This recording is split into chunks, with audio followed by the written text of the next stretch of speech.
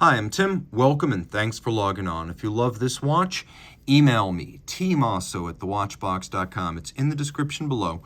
Your purchase and pricing email question line for buying this or any watch you see on any of our platforms. Please reach out to me directly. Email tmosso@thewatchbox.com for pricing. Today, we are discussing a lovely 2019 model year stainless steel limited edition of 150 pieces.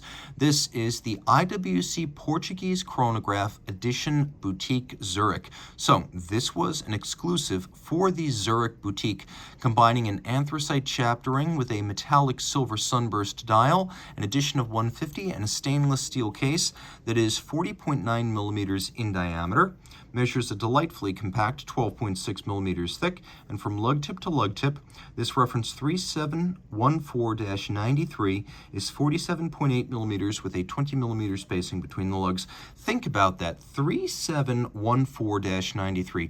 The 3714 first bowed in 1998, and this, the 3714 in all its variants, became the best-selling ever IWC Portuguese model. And then the -93, the second part of this watch's reference number, indicates that it was the 93rd unique variant of the model, meaning there is a universe of these 3714s for people who love IWC and want to find exactly the right match, and it offers you that.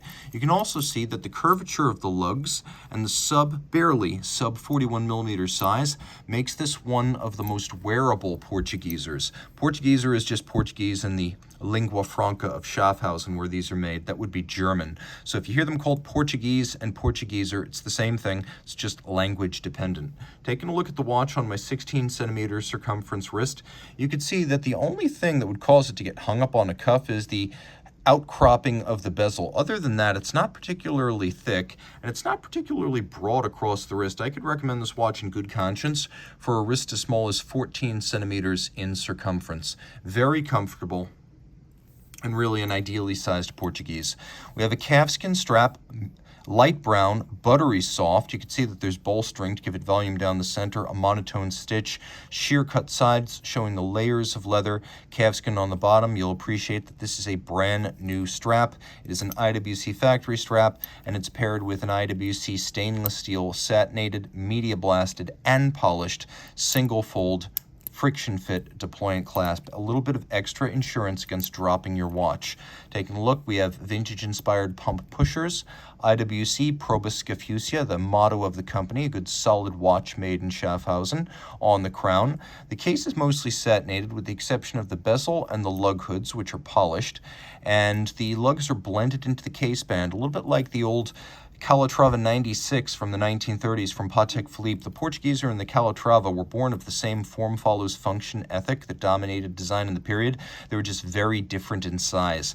That said, this is not a giant as Portugiesers go, and it has a beautifully proportioned dial. You can see the Rejo outboard, the chaptering acts as a change of plane to add some depth to the dial. Also allows you to read chronograph seconds and fractions in seconds, as well as minutes. So fractions of seconds, minutes, and then you have that lovely leaf hand for your hours.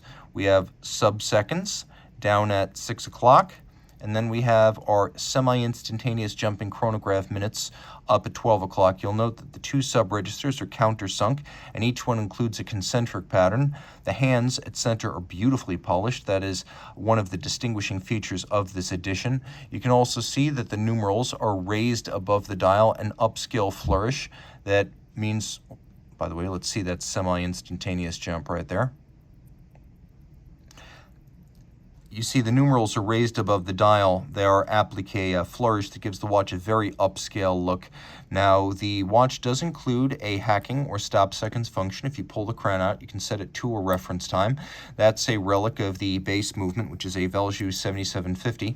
IWC extensively reworks the movement to become the 79350. Still a unidirectional winder, gets a bit more power reserve at 42 hours. It's still a 4 Hz beat rate. It still has stop seconds. It still features a cam system for selecting the chronograph mode, but it's a well-tuned cam. Listen. It feels and sounds as crisp as a column wheel, and the clutch, although a lateral clutch, is a type of lateral clutch called an oscillating pinion. So when you start the chronograph seconds, you press and you hold it for a second or two. Generally, an oscillating pinion, which has a lot less play than a standard lateral clutch, will cause the chronograph to start without any kind of histrionics, no jumping, no staggering. It tends to be very precise and seamless, almost like a vertical clutch with an oscillating pinion, which is why de Bethune, F.P. Journe, and even Richard Mille are re-examining oscillating pinions so they can have the beauty of a lateral clutch, but also a more precise engagement than typical lateral clutch. Finally, this watch is 30 meters water resistant. You can see the individual numbering on the case back. An oddity on a lot of limited edition IWCs, which tend to be generic, they would just normally write 1 out of 150. Here we have individual numbering, which makes this watch, like every example in the run, a unique piece. Reach out to Team Mosso at thewatchbox.com for purchase and pricing details.